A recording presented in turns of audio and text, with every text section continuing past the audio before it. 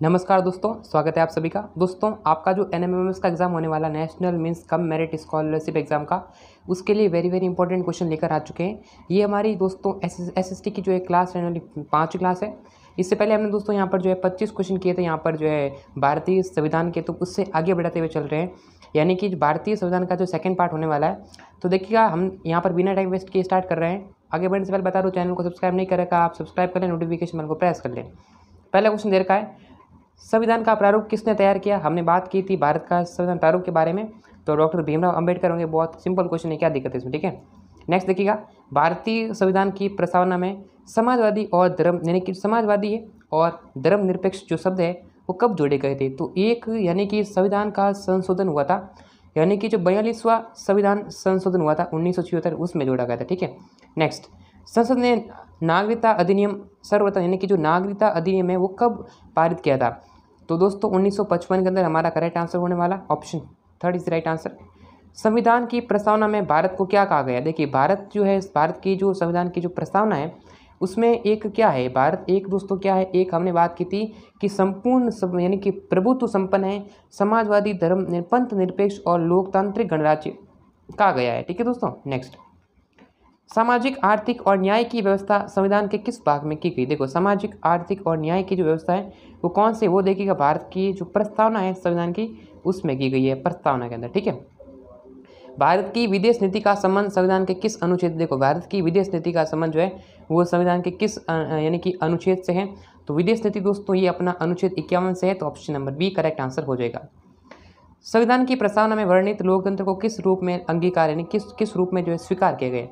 तो ये स्वीकार किया गया दोस्तों यानी कि सामाजिक लोकतंत्र के रूप में, आर्थिक लोकतंत्र के रूप में और राजनीतिक लोकतंत्र के रूप में। तो option D is the right answer, ठीक है।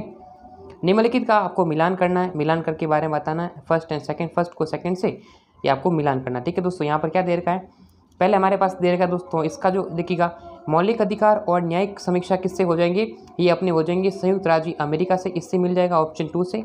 यानी कि क का क्या होना चाहिए, ख होना चाहिए, ठीक है। क का जो मिलना चाहिए वो अपना 2 से मिलना चाहिए। तो यहाँ पर देखो, ये अब ऑप्शन ए है तो क का किससे मिल रहा है, क का मिल रहा है 2 से, इसमें नहीं है, ये देखो 2 से मिल रहा है। उसके बाद देखिएगा यहाँ पर देखिए बी कि प्रजातंत्र की यानी कि प्रजातंत्र की संसदीय प्रणाली, ये क्या हो जाएगा, तो ये हो जाएगा अपना दोस्तों यहाँ पर, ये क्या हो जाएगा, ब्रिटेन से लिया गया है।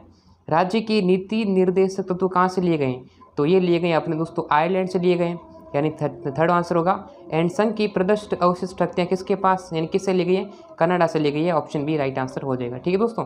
पेपर आपको मैंने बता दिया, आप डाउनलोड कर सकते हैं टेलीग्राम चैनल जाकर, या फिर मैंने लिंक दे दिया डिस्क्रिप्शन बॉक्स में। यानी कि आप ऑनलाइन टेस्ट वगैरह इसमें जो पीडीएफ के माध्यम से आप देख सकते हैं। देखिए studymoney.com पर आप दोस्तों सर्च करना है गूगल पर, जिसका लिंक मैंने नीचे डिस्क्रिप्शन बॉक्स में दे दिया है। यहाँ पर देखिएगा आप एनटीएससी की एनएमएमएस की ऑनलाइन टेस्ट सीरीज़ को देख सकते हैं, बिल्कुल फ्री है, आप यहाँ पर टेस्ट दे सकते हो, ठीक है दोस्तों। जैसे मैथ का टेस्ट देना है, साइंस का देना है, यहाँ पर जो है आप ऑनलाइन टेस्ट में पार्टिसिपेट कर सकते हैं, इसका लिंक डिस्क्रिप्शन में दे रखा है, ठीक है। आगे बढ़ते हैं अगले क्वेश्चन की तरफ। भारत के संविधान पर सर्वाधिक प्रभाव किसने डाला है, कि संविधान पर सबसे अधिक जो प्रभाव है वह डाला दोस्तों 1935 का जो भारतीय शासन अधिनियम ने। भारत का मैग्ना कार्टा दोस्तों, मैग्ना कार्ट किसे किसे कहते हैं, तो ये किस संविधान किस भाग को कहा गया, ये भाग 3 को कहा गया, ठीक है, भाग 3 को।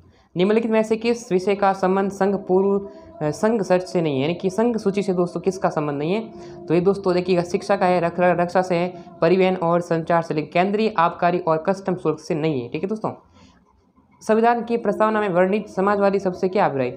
समाजवादी शब्द क्या मतलब, इसका मतलब क्या होता है, इसका मतलब होता है कि जितने भी उत्पादन है और उनका वितरण हो रहा है उन सभी साधनों को राष्ट्रीयकरण करना ही नहीं, उनका गरीब और अमीर के मध्य दूरी को कम करना भी होता है।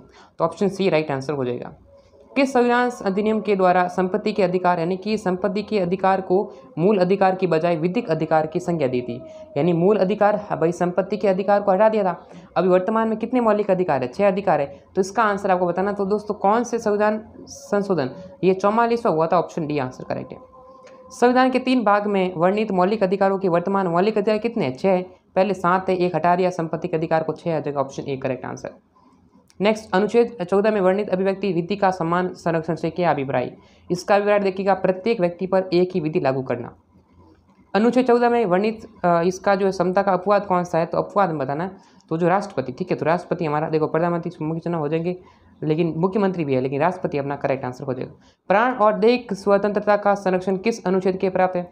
देखो प्राण और दैहिक स्वतंत्रता, इसमें देखिए कौन से अनुच्छेद के तहत आपको प्रदान किया गया है, तो ये देखिए अनुच्छेद 21 के तहत, ठीक है, अनुच्छेद 21 के तहत। बालाश्रम को किस अनुच्छेद के तहत, यानी कि बालाश्रम कौन से अनुच्छेद के अंतर्गत आता है, तो ये अपना कौन सा हो जाएगा दोस्तों, ये आता है अपना अनुच्छेद 23 के अंदर, ठीक है, अनुच्छेद 23 के तहत आता है। धार्मिक स्वतंत्रता से क्या सम्मिलित है? धार्मिक स्वतंत्रता में क्या सम्मिलित किया गया है? इसमें देखिएगा किसी धर्म को मानने, प्रचार करने व प्रसार की क्षमता है। यहाँ पर जो सभी संपत्ति का अर्जन और स्वामित्व भी कहा गया। संविधान में वर्णित मौलिक अधिकार मौलिक अधिकार कहाँ से लिए गए? तो मौलिक अधिकार दोस्तों लिए गए हैं रूस से, ठीक है, तो सोवियत संघ रूस से लिए गए। मूल अधिकारों की सुरक्षा हेतु न्यायालय निम्नलिखित में से कौन सा लेख यानी कि रिट जारी कर सकता है? तो रिट किस पर जारी कर सकता है? ये देखिएगा, यानी बंदी प्रत्यक्ष पर कर सकता है, परमादेश पर कर सकता है और प्रतिशुद्ध, यानी कि ऊपर से भी करेक्ट आंसर है, यानी कि प्रतिषेध, बंदी, प्रत्यक्षीकरण और परमादेश पर रिट जारी कर सकता है। मौलिक अधिकार किस संशोधन के बाद और संविधान के किस भाग में अंतर स्थापित किए गए? ये किए गए दोस्तों 42वें संविधान संशोधन और भाग चौथा, ठीक है, तो ऑप्शन सी। संविधान के भाग चौथे में, यानी कि भाग 4 में वर्णित नीति, यानी कि जो नीति निर्देशक तत्व कहाँ से लिए गए ना, मैंने बहुत सिंपल ही ध्यान रखना, नीति निर्देशक तत्व लिए गए अपने आयरलैंड से। कहाँ दोस्तों? आयरलैंड से हो जाएगा option A, option C right answer. नीति निर्देशक तत्वों के संबंध में निम्नलिखित में से क्या सत्य है? ये राज्य पर बाध्यकारी है। तो देखो पहली बात तो क्या है, इन्हें न्यायालय द्वारा बाध्यता नहीं, यानी कि न्यायालय द्वारा क्या नहीं हो सकता, इन्हें बाध्य नहीं किया जा सकता। ऑप्शन बी आंसर करेक्ट है। निम्नलिखित में से कौन मौलिक अधिकारों की श्रेणी में नहीं आता? मौलिक अधिकार की श्रेणी में कौन नहीं आता? तो देखिएगा, संघ बनाने का अधिकार दिया गया, सही है। देश में कहीं भी निवास कर सकते हैं, हाँ सही है। मौलिक अधिकार भाई, जब हमें यानी कि स्वतंत्रता का अधिकार दिया गया है, लेकिन अभी देखो संपत्ति का अधिकार हमें नहीं आता, इसको हटा दिया, ठीक है, पहले 7 अधिकार थे, इसको हटा दिया, तो ये हमारा करेक्ट आंसर हो जाएगा। 50 क्वेश्चन कर लिए, 90 क्वेश्चन टोटल है, एंड यहाँ पर 40 क्वेश्चन कल की क्लास में कर लेंगे। टोटल संविधान से जो है 50 क्वेश्चन थे, 90 क्वेश्चन थे, 50 कर लिए और 40 क्वेश्चन कल की क्लास में कर लेंगे। तो उसके लिए वीडियो को लाइक कर दीजिएगा, चैनल को सब्सक्राइब कर लीजिएगा, नोटिफिकेशन बेल को प्रेस कर लीजिएगा, जैसे कि दोस्तों जैसे ही वो क्लास आप तक पहुँचेगी उसका नोटिफिकेशन जो है आप तक सबसे पहले कर दिया जाएगा। ठीक है दोस्तों, तो वीडियो को लाइक करना है, शेयर करना है, सब्सक्राइब करना, और जो आपके क्लासेस देखिएगा रेगुलर बेसिस पे चल रही है, एंड आप सभी क्लास को देखिएगा, एक प्लेलिस्ट बनी हुई मिल जाएगी। उस प्लेलिस्ट में आपको साइंस के, एसएसटी के, मैथमेटिक्स की क्लास दोस्तों विद्यार्थी कह रहे हैं, तो अभी मैथमेटिक्स की क्लास भी दोस्तों जल्दी स्टार्ट करने वाले हैं। एंड रीजनिंग का जो मेंटल एबिलिटी का कोर्स है वो तो हमने ऑलरेडी कंप्लीट करा लिया है, बस मैथमेटिक्स की क्लास अभी स्टार्ट करने वाले हैं। जो महत्वपूर्ण क्वेश्चन है, महत्वपूर्ण टॉपिक्स हैं, जिनसे ज़्यादा प्रश्न आते हैं, उनको हम करेंगे, एंड उसके बाद अच्छे से मेंशन करते हुए आपकी जो तैयारी को मजबूत बनाने का प्रयत्न करेंगे, जिससे आप एग्ज़ाम को क्वालिफाई कर लें एंड एग्ज़ाम को पास कर लें, ठीक है। और एग्ज़ाम पास करेंगे तो बाद में पता ही है, आपका नाम रोशन होगा, आपके माता पिता का नाम रोशन होगा, आपके पूरे समाज का नाम रोशन होगा। तो एग्ज़ाम को पास करना हमारी मुख्य क्या है, मुख्य उद्देश्य है दोस्तों, ठीक है। तो आज की क्लास को ये समाप्त करते हैं, फिर मिलेंगे नेक्स्ट क्लास में, तब तक के लिए जय हिंद एंड वंदे मातरम।